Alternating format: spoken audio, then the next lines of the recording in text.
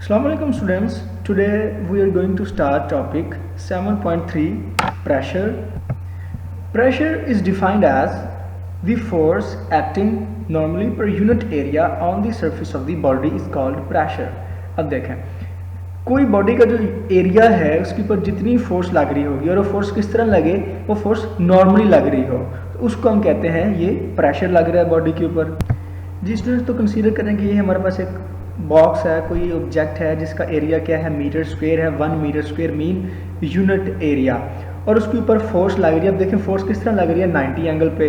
तो जब कोई चीज़ नॉर्मली हम कहते हैं उसको जो 90 डिग्री पे हो, तो ये जो फोर्स है इस यूनिट एरिया के ऊपर किस तरह लग रही है, नॉर्मली लग रही है।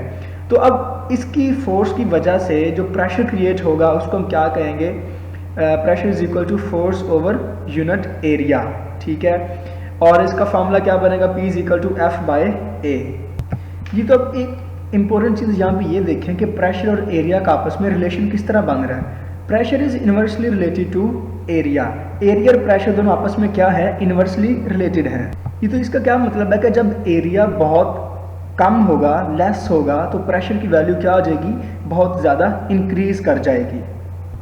जी तो इस रिलेशन को हम एक एग्जांपल से जो है डिस्कस करते हैं। कंसीडर आप ये करें कि आपके पास एक पेंसिल है।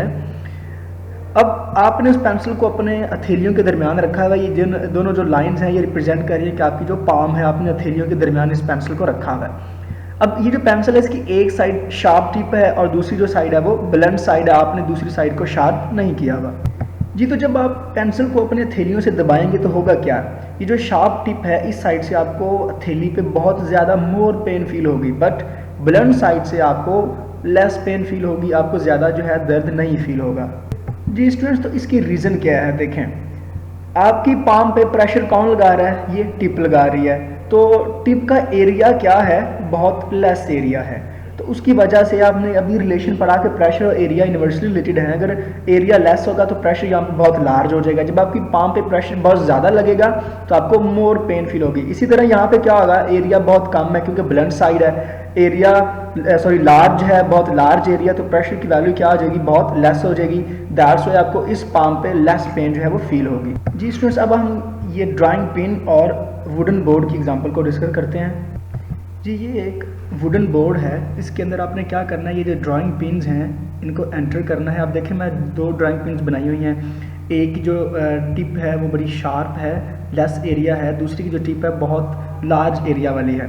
तो आप खुद सोचें इनमें से कौन सी जो ऐसी पिन है जो इजीली बोर्ड के अंदर एंटर हो जाएगी। तो ऑफ कोर्स ये जो है जिसकी टिप का एरिया लेस है। अब क्यों, क्योंकि हमने अभी पढ़ा कि एरिया और फोर्स का जो है प्रेशर का जो रिलेशन है वो इन्वर्स है। अब देखें इसका जो एरिया है टिप का वो बड़ा लेस है, तो प्रेशर यहाँ पे बहुत लार्ज क्रिएट होगा। तो लार्ज प्रेशर की वजह से ये जो ड्राइंग पिन है ये इजीली एंटर वुडन बोर्ड, इसके अंदर इजीली हम जो है एंटर कर देंगे। But in this case area tip का लार्ज है, प्रेशर लेस होगा, ठीक है, तो difficult to enter the wooden board. तो ये हमने रिलेशन को डिस्कस कर लिया है कि एरिया और जो प्रेशर है उन दोनों का जो रिलेशन है वो इन्वर्स है। जी तो हम क्या कंक्लूड कर सकते हैं कि effectiveness of small force is increased, कि स्मॉल फोर्स की इफेक्टिवनेस जो असर है वो बहुत ज़्यादा बढ़ जाएगा। कब, जब जो इफेक्टिव एरिया है of the force is reduced.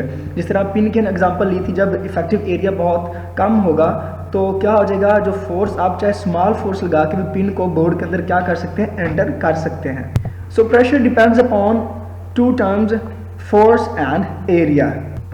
Now pressure is a scalar quantity और इसका जो ऐसा यूनिट है वो न्यूटन पर मीटर स्क्वायर है, जो कि पास्कल भी हम इसको कह सकते हैं। अब ये जो यूनिट है न्यूटन पर मीटर स्क्वायर, ये हम कैसे जो है खुद से फाइंड कर सकते हैं। जी जिस तरह हमें प्रेशर का फार्मूला पता है, फोर्स बाय एरिया, फोर्स का यूनिट होता है न्यूटन, एरिया का यूनिट क्या होगा, मीटर स्क्वायर, तो इसको हम न्यूटन पर मीटर स्क्वायर भी लिख सकते हैं।